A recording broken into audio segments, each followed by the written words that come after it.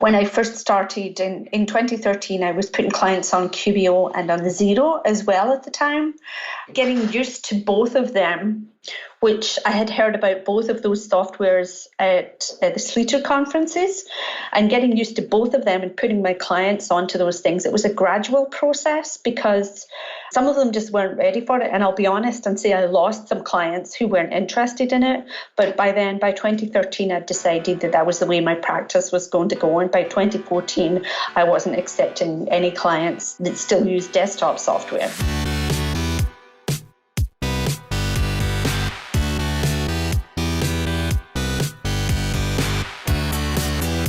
You're listening to The Successful Bookkeeper with your host, Michael Palmer. Listen each week as inspiring guests share their secrets of success to help you increase your confidence, work smarter, and build a business you love.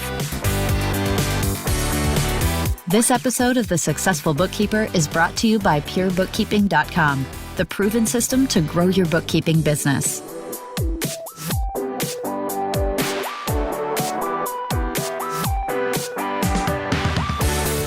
Welcome back to the Successful Bookkeeper podcast. I'm your host, Michael Palmer, and today's show is going to be a great one. Our guest has 30 years of accounting and bookkeeping experience and a strong interest in using innovations in technology to maximize efficiency and reduce data entry. This, along with her passion for small business and entrepreneurs, means she can quickly get to the fun part of helping owners understand their financial reports so that they can make better informed decisions about their company. I pulled that right off of her website, and I absolutely love it because she's making it fun to understand their finances, helping small business. I love it. Elaine Orr, welcome to the podcast.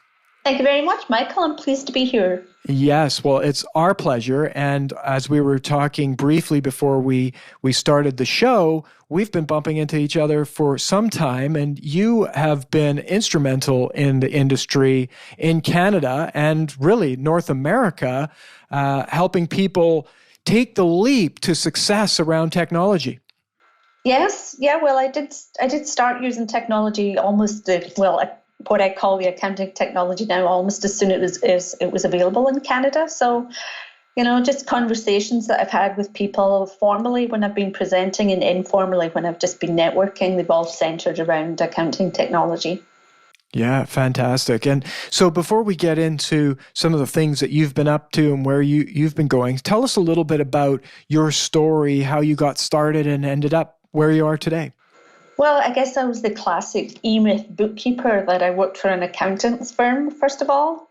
And then there wasn't a lot of bookkeeping available in that office. So I guess they mostly did year ends. So eventually I worked myself out of a job there and I went out on my own in 2006, just hung out a shingle and started doing bookkeeping by myself, hoping that it would give me the flexibility that I needed for my lifestyle with busy teenagers in the house and things like that. So yeah, I went out on my own in 2006 and then gradually grew and hired subcontractors and then hired my first employee in 2012. So I've been growing since then. Beautiful. And you really, as you mentioned, you've embraced technology. Have you always been like that? Well, I've always been keen to jump on new gadgets and new toys and things like that and anything that's bright and shiny. But that's not what I always used to. When I first started doing bookkeeping for small businesses, I was using the traditional desktop software. So like QuickBooks Desktop and Simply Accounting as it was then. In fact, I seem to remember taking a course in Simply Accounting on DOS. So that's how far back I go with it. But as soon as I started to use QuickBooks Online, which was towards the end of 2012 when it was first available in Canada, then I've really started to embrace that and found that it was a great fit for most of my clients. And 2012 for QuickBooks Online, that would have been very much early days. A lot has changed since then. It was definitely early days, and there was lots and lots of little things going wrong with it, and we were on the phone to the accounting support team all the time with things that we were trying to get fixed. So yeah, it definitely wasn't the product that it is today.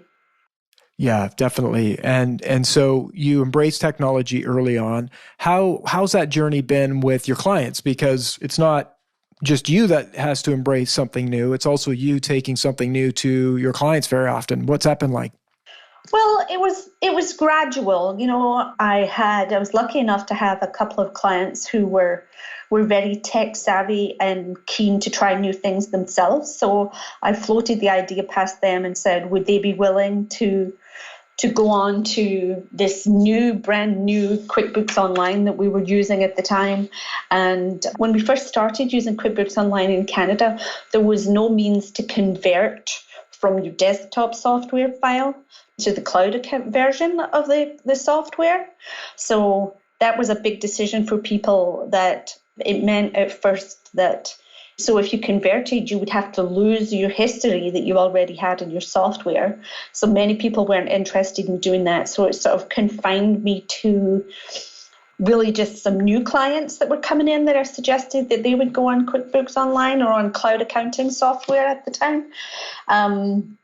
But I like to think I pat myself on the back for being first for this. But when I was at the Sleater conference in 2013 with Marnie Stretch at the time, they had this set up at the Intuit booth and it only applied to the staff from the US, to businesses from the US. If you brought your company file on a stick, they would convert it to QuickBooks Online. And Marnie and I pestered them because we weren't able to do this in Canada. So right at the very end of 2013, they eventually came up with a way that we'd be able to do do a conversion so that I could move my existing clients onto cloud accounting software. And I remember getting an email from the tech team in the States to say, we think we're ready. Do you want to try it out? And it was at lunchtime on the 31st of December. And I was out for dinner with my friends. And I left them to go back home to the office to try to be the first person to convert a file so that it was open up cloud accounting software to my business owners that had already been on desktop software. So that was my first. Well done. And so were you actually the first person to do it in Canada? As far as I know, I was, yes. Well, as far as we know, we're going to say that you were. Well, that's cool. That's really cool. And so how is that embracing technology early on? How's that impacted your life? What have been some of the pros? I'd love to hear some of the cons that you've gone through as well. Well, let me start with the cons that I went through because we were converting files onto a cloud accounting software right at the start. Like I say, it wasn't the program that we have now. There was a lot of little hiccups and bumps along the way, and I used to tell the Intuit staff that sometimes I felt like the canary in a coal mine. Like we were beta testing it for them, and you'd fly it out past myself to see whether it worked or not, and you'd soon hear if we couldn't get it to work, because we'd be the first ones to come back and let them know that it wasn't working. So there was a lot of cons in it at the start. And just that we weren't used to it as well. There was the idea that we wanted it to work exactly like desktop software. We didn't understand that it's a completely different beast than desktop software. When I first started in 2013, I was putting clients on QBO and on the Xero as well at the time. Getting used to both of them, which I had heard about both of those softwares at the Sleater conferences, and getting used to both of them and putting my clients onto those things. It was a gradual process because some of them just weren't ready for it. And I'll be honest and say I lost some clients who weren't interested in it. But by 2013, I'd decided that was the way my practice was going to go. And by 2014, I wasn't accepting any clients that still use desktop software.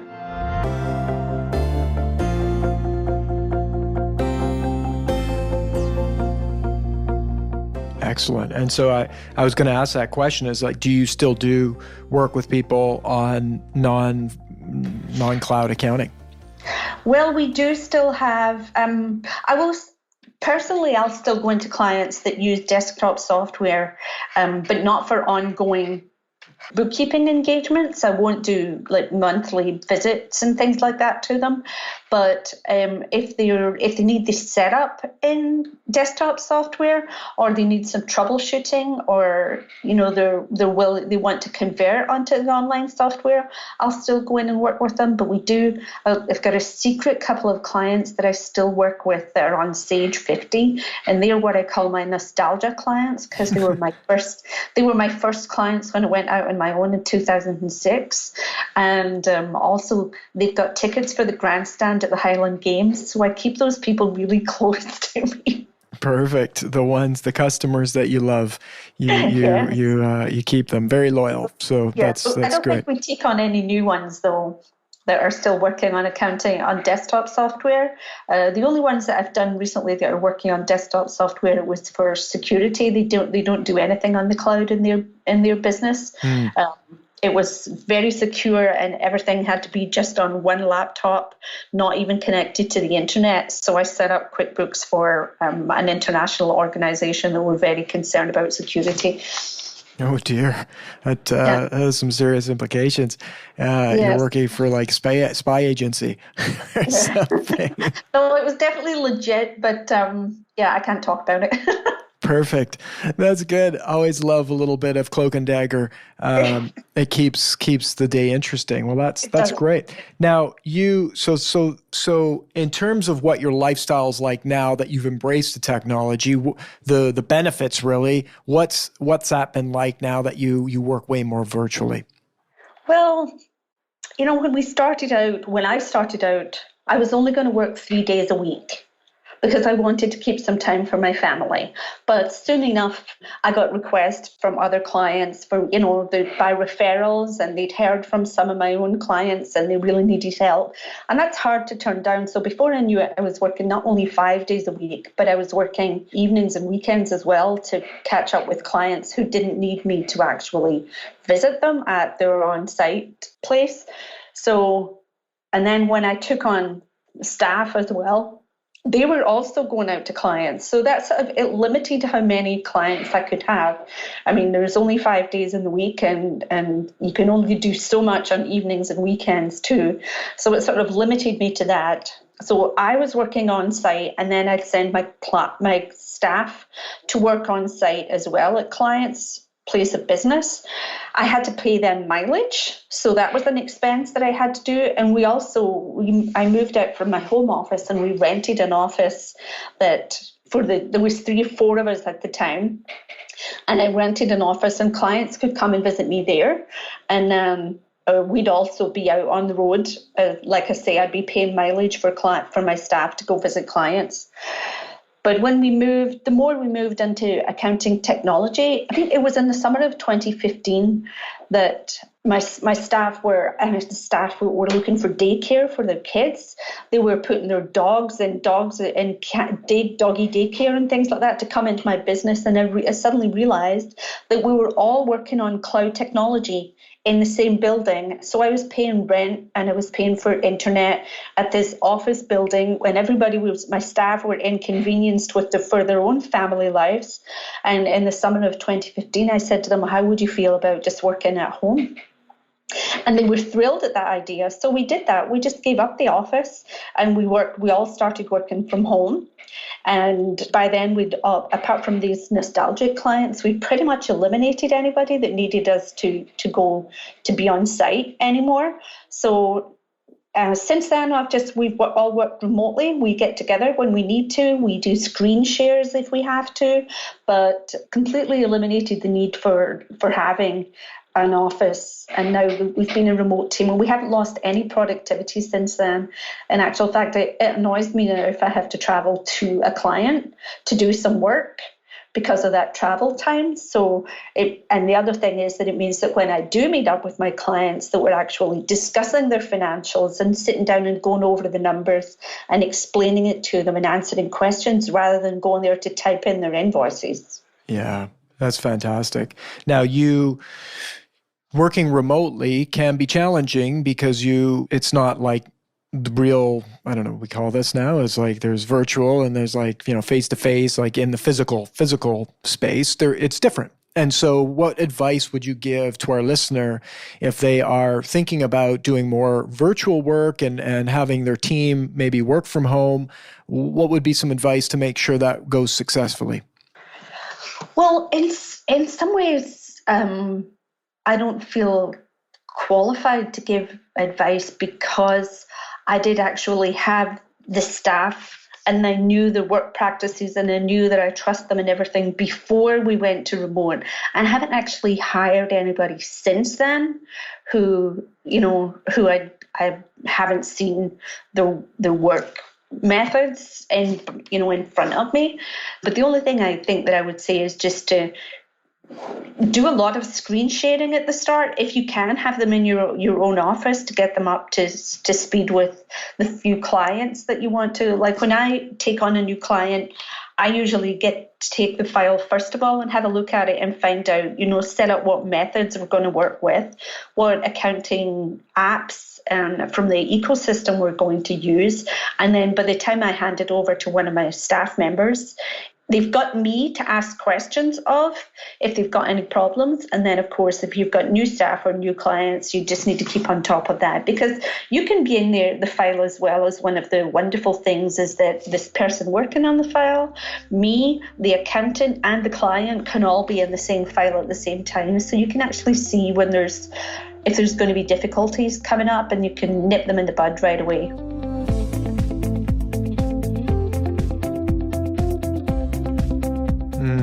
That's great. And definitely, yes, thank you for sharing that in terms of your experiences. You had the staff. And so it's a bit different if you were to start with someone who wasn't. But I think the idea is to try and replicate some of that if you best you can to make sure that you get on the same page and that sort of thing. Now, yes. I'm really curious about you've embraced technology early on. What kind of technology are you excited about today? Anything new that you're looking at and thinking about adding to your practice? I think the next thing that I want to be looking at for my practice is something like Chatter. Chatter, yes. Is that a Salesforce product, Salesforce.com product, or? I don't think so. No, Chatter is based in Calgary. They were at the IPBC conference as well, and they're one of I think they're one of the contestants in the QuickBooks 100K app showdown at San Jose this year. Okay. And so Chatter, tell us about it. Well, I still have to learn to find out about it, so I don't know that much. Okay. Well, it's like, we might have to have you come back after we do the app showdown in San Jose. And so, okay, that's cool. So Chatter's one. What's piquing your interest though? What value proposition do you think they're going to be able to deliver to you? It's supposed to be very simple to use, and it takes your information that you've already built into a software like QuickBooks Online, and it gets you reporting so that you can ask very simple, very easy questions, like the general questions that without the accounting language that your client might have. Okay, very cool. Sounds interesting. Yeah, that's the next one I want to get into. I know there's lots of people already ahead of me in that stream. I haven't been an early adopter where that one goes, but I hear very good things about it. Yeah, but apart from that, I'm pretty happy with the tech stack that I have just now. And when clients come to me to work with me, I tell them that I figured out which of my favorite tech apps they're going to be using or that they would need, and I tell them what they're going to be put on. But more and more, I'm finding that clients come and they're already on cloud accounting software. Like, it's been a long time since I heard anybody that said, okay, I went to Staples and I bought this accounting software and I've installed it on my computer, and now I'm having trouble with it. Can you come to my place and fix it? I'm just not hearing that so much anymore. I'm hearing a lot more of, I signed up for this accounting software and I don't think I'm using it right. Can you help? So straight from my home office, if I can get the cat out of the way, I can, that's the only thing standing between me and work is a very helpful cat that likes to invade my office space. So I can just, I can say, well, add me as a user, and I can jump on and I can see right away what it is that they're doing, and I can train them right from here. Got it. Yeah. Got it. Excellent. And so I'd love to know what your technology stack consists of. Okay, I use mostly QuickBooks Online, but in Canada, the software that is used by a lot of lawyers is Clio, and it doesn't integrate with QuickBooks Online. So I use Xero for my lawyer clients because Clio integrates with Xero for them. Mm-hmm.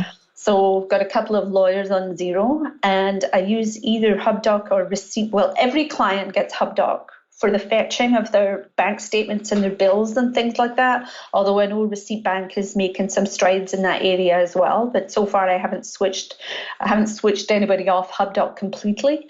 If there are needs for not for expense, but for submitting invoices and bills are simple enough that HubDoc can handle it, then I'll keep them on HubDoc and I won't give them Receipt Bank.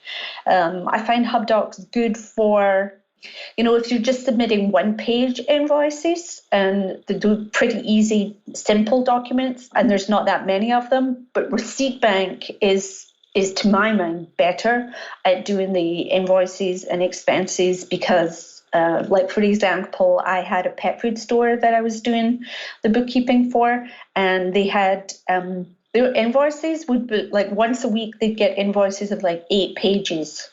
Well, in Receipt Bank, I can go in and merge all of those pages that they'd scanned in for me. I could go in and merge them and make them one invoice, which I'm not able to do in HubDoc. So I put those clients on Receipt Bank. And certainly it's better for Receipt Bank. The Receipt Bank dashboard is better for catch-up because you can go in and you can just you can sort them by the name, and then you can just narrow your inbox down through filters to say, okay, I only want to find this pet food supplier, leave the invoices in here, and you can batch categorize them at the time. So, and then for paying bills, I use Pluto. Very cool. So that's for how I handle accounts payable for myself and my clients. I use Pluto for that.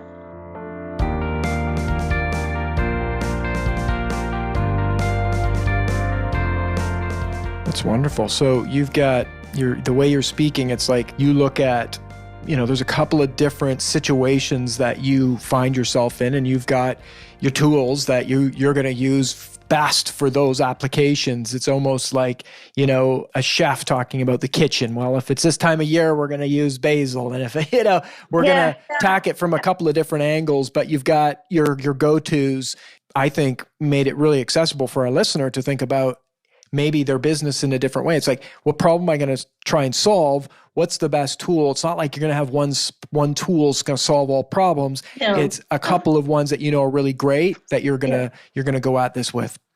Yeah. I would say that for me, one of the things that's made me, because as you mentioned at the start, that I'm really passionate about small businesses. So one of the things that has been the best for me out of this new way of working, this collaboration, now that the clients are in the software. I mean, it used to be I just went to somebody's office and I sat on the computer that had the accounting software on it, and I did all the work, and the client really didn't understand what I was doing. But now that the clients are in the same software doing their invoicing and they're submitting their expenses and everything as well, it's really empowered the clients that they've got a lot more understanding of what it is that's happening with their accounting software, and they can go in and poke around and see all the reports that they want to. So the collaboration and the empowerment that it gives the clients has just been, that's been one of the best things that's happened since the accounting technology has taken off. I agree. And it's refreshing. It really is bringing incredible tools to business owners that would 10, 15 years ago would never be able to have this kind of insight into their finances and speed to do it. And, all sorts of, and not just in the bookkeeping space. I mean, there's for our businesses on other ends of our businesses, there's all sorts of exciting things that are happening, probably even the way you're running your business. A lot of people are talking about workflow software. Have you tackled any kind of workflow software? I've tried a few, but haven't settled on one yet. There's been no real winner. We tried Asana, and it was okay. Then I went on and we tried Teamwork. And I think I prefer Teamwork. That's the one that we've been using most recently. That's the Google product? What's that? Is that the Google product, Teamwork? I don't know if it's a Google product. I'm trying to think. There's getting to be so many, it's hard to keep track. I don't know if it's a Google product. I mean, it syncs with, I can sync it with my Gmail, but that doesn't necessarily mean that it's a Google product. Oh, you know what? Google seems to be snapping up all sorts of stuff anyway, so it may. I know I work with a few different organizations, and someone put me on Teamwork, and yeah, we use Asana as well. And so you're liking Teamwork. You've used Asana. You're looking at a couple of others. It'd be interesting to see where you are in a couple of months from now, what technology you're using from that standpoint. What is it that you're liking about Teamwork? I don't know. It was just so easy to set up, and I really liked the being able to break down each project and assign it to people and getting emails to say when that project had been completed or not. So, but I mean, most workflows are going to do that, aren't they? But once I started working with it, I found that it was very easy to set up, and staff and subcontractors can jump on there too, and I can assign the work, and then I get notification when it's done, and I get a Teamwork report for when it's late. Beautiful. Wonderful. Well, that's a new area for you that you're tackling in your business. We'll look forward to hearing an update on that for sure. Anything else you'd like to share with the listener in terms of growing where you are in your business and some of the things that you do on maybe on a daily, weekly, monthly basis to make sure that you're getting to where you need to get to in your business? Not really. I'm not looking to grow right at this time. I'm quite happy with the size that my business is right now. So, but I mean, I keep in touch with staff on a daily basis. We get together and have FaceTime as well, so that's very important too. But yeah, no, not really. I can't think of anything that we're doing just now. That's great. I haven't already shared. That's great. Well, I know you attend a lot of conferences. You stay connected to what's going on in the industry. What would you recommend to listeners if they haven't gone to conferences? Well, if it's in Canada, I would say make sure that you go to the IPBC conference because it's vendor neutral, so you get to see everybody, what they're all doing there. So I can't say enough about the IPBC conference and the IPBC itself. It's a great organization for bookkeepers, and it's good for accountants as well to come along and see what's happening in the bookkeeping world. They keep us up to date with a lot of things, and also there's QuickBooks Connect too, which will be coming up in Canada and Toronto in December. And there's the big QuickBooks Connect in San Jose that's at the start of November as well. So, but I do like the IPBC and maybe Accountex as well, which is the old Sweeter company, because it's vendor neutral too. So take the time to go to some vendor neutral conferences so that you can find out what's out there rather than just stick to one accounting software. Wonderful. Well, Elaine, this has been so actually inspiring to me in terms of you've gone and embraced technology. You've built a business that you're very happy with. You still go to conferences. You're still investigating technology. I think you're an inspiration to the community, and I thank you for your generosity of giving us your time. Thank you very much. It's been fun. Beautiful. And that wraps another episode of the Successful Bookkeeper podcast. To learn more about today's wonderful guest and to get access to all sorts of valuable free business building resources, you can go to thesuccessfulbookkeeper.com. Until next time, goodbye.